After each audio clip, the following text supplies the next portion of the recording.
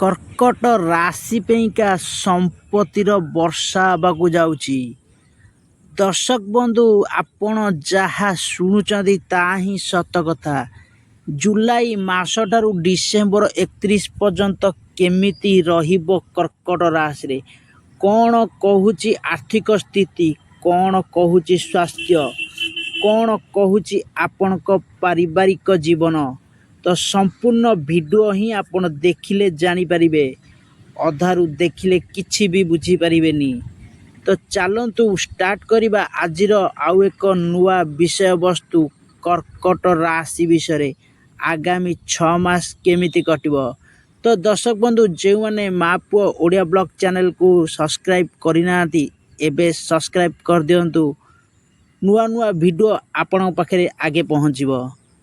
ତ ଦର୍ଶକ ବନ୍ଧୁ, କର୍କଟ ରାଶିରେ ସମ୍ପତ୍ତିର ବର୍ଷା ହେବାକୁ ଯାଉଛି। ଜୁଲାଇ ମାସରୁ ଡିସେମ୍ବର ମାସ ଯାଏଁ କ'ଣ କହୁଛି ଭାଗ୍ୟ? ଚାଲନ୍ତୁ ଆରମ୍ଭ କରିବା ଆଜିର ବିଷୟବସ୍ତୁ।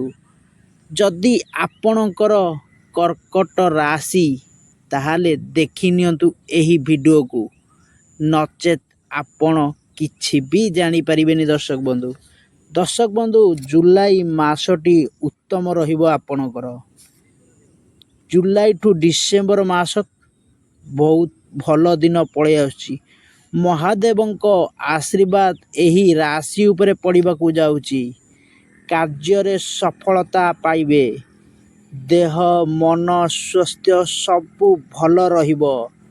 ଆପଣଙ୍କ ଆର୍ଥିକର ଯେଉଁ ଚିନ୍ତା, ଯେଉଁ ଋଣ ଭାର ମୁଣ୍ଡ ଉପରେ ଥିଲା, ତାହା ଆପଣଙ୍କ ଠାରୁ ଆସ୍ତେ ଆସ୍ତେ ଦୂର ହେବାକୁ ଯାଉଛି।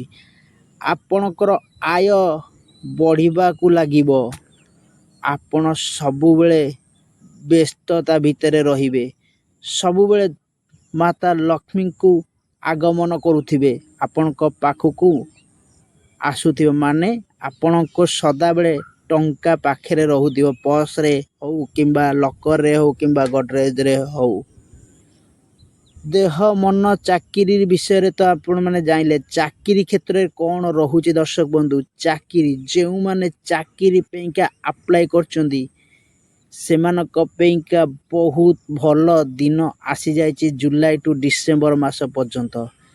ଯଦି କିମ୍ବା ଚାକିରିରେ ଅଛନ୍ତି, ଆପଣଙ୍କୁ ସମ୍ମାନିତ କରିବା ପାଇଁକା ମଧ୍ୟ ରେଡ଼ି ହେଇଯାଆନ୍ତୁ, ସମ୍ମାନିତ ପାଇବା ପାଇଁକା। ଆପଣଙ୍କ ପଛରେ ପ୍ରଶାସନଙ୍କ ଲାଇନ୍ ଲଗାଇବ। ଆପଣଙ୍କୁ ଭଲ ପାଉଥିବା ଲୋକ ଲାଇନ୍ ଲଗାଇବେ ଆପଣଙ୍କ ଉପରେ। ବ୍ୟବସାୟୀ ସୁଖୀ ହେବେ। ବ୍ୟବସାୟ ବହୁତ ଭଲ ଚାଲିବ। ଯଦି ଆପଣ କୌଣସି ପୁଞ୍ଜି ବିଦେଶରେ ଲଗାଇବାକୁ ଚାହୁଁଛନ୍ତି, ଏହା ସମ୍ପୂର୍ଣ୍ଣ ଭାବେ ବଢ଼ିଆ ଯୋଗ ଅଛି, ଦୁର୍ଲଭ ଯୋଗ ଅଛି। ଚାଷୀମାନଙ୍କ ପାଇଁକା ବହୁତ ଭଲ ଦିନ ଆସିଯାଉଛି। 6-7 ମାସ ଦିନ ସୁଖରେ ରହିବେ। ବର୍ଷା ବହୁତ ଭଲ ରହିବ। ଚାଷ ବହୁତ ଭଲ ହେବ। ଧାନ ଚାଷ ଏଇ ବର୍ଷ 6 ମାସ ବଢ଼ିଆ ଫଳିବ। ଯଦି ଦେଖିବା, ନାରୀମାନେ ଟିକେ କ୍ରୋଧ ହେବେ, ଆପଣମାନେ ତାଙ୍କୁ ବୁଝେଇବେ। ପରିବାରରେ କିଛି ନା କିଛି ମନମାଳିନ ହେତୁ ସମସ୍ୟା ଦେଖାଦେବ। ଛୋଟ ଛୋଟ ସମସ୍ୟା ଦେଖାଦେବ। ଆପଣ ସେସବୁ ସମସ୍ୟାକୁ ସମାଧାନ କରିବାକୁ ଚେଷ୍ଟା କରନ୍ତୁ। ପିଲାମାନଙ୍କ ପଢ଼ାପଢ଼ିରେ ବହୁତ ଭଲ ଫଳ ମିଳିବ ସେମାନଙ୍କୁ। ଯଦି ଦେଖିବା, ଆପଣଙ୍କ ପାଇଁକା ଆୟ ବହୁତ ଭଲ ରହୁଛି। ଆପଣ ସ୍ୱାସ୍ଥ୍ୟ ବି ବହୁତ ଭଲ ରହିବ। ଆପଣଙ୍କୁ ଶୁଭ ସଂଖ୍ୟା ରହୁଛି 8, 9, ବହୁତ ବଢ଼ିଆ ରହୁଛି ସାଙ୍ଗମାନେ। ଦର୍ଶକ ବନ୍ଧୁ, ଯଦି ଆପଣଙ୍କ ଧର୍ମ ହିନ୍ଦୁ ଧର୍ମ ଯଦି ଅଛନ୍ତି, ଆପଣଙ୍କ ପାଇଁ ବହୁତ ବଢ଼ିଆ। ଆପଣଙ୍କ ଲାଗି ଶୁଭ ଶୁକ୍ରବାର, ବୁଧବାର, ଘାତବାର ଶନିବାର, ଘାତ ତିଥି ପଞ୍ଚମୀ, ଦଶମୀ, ପୂର୍ଣ୍ଣିମା, ଅମାବାସ୍ୟା। ଶୁଭ ରଙ୍ଗ ନୀଳ, ଧଳା, ଶୁଭ ରତ୍ନ ହୀରା, ବହୁତ ବଢ଼ିଆ। ଆପଣମାନେ ଯଦି କେଉଁ ଦେବତାଙ୍କୁ ପୂଜା କରିବାକୁ ଚାହୁଁଛନ୍ତି, ବଢ଼ିଆ ଭାବେ ଆପଣଙ୍କ ନୃସିଂହ ଦେବତା, ପ୍ରଭୁ ନୃସିଂହଙ୍କୁ ପୂଜା କରନ୍ତୁ। ବହୁତ ଭଲ ଫଳ ପାଇବେ, ରେଜଲ୍ଟ ପାଇବେ। ଯଦି ଆପଣଙ୍କୁ ଆମ ଭିଡ଼ିଓ ଭଲ ଲାଗୁଥିବ, ନିହାତି ଭାବେ ଲାଇକ୍, ସେୟାର, ସବସ୍କ୍ରାଇବ୍ କରିଦେବେ। ରହିଲୁ। ଜୟ ଜଗନ୍ନାଥ।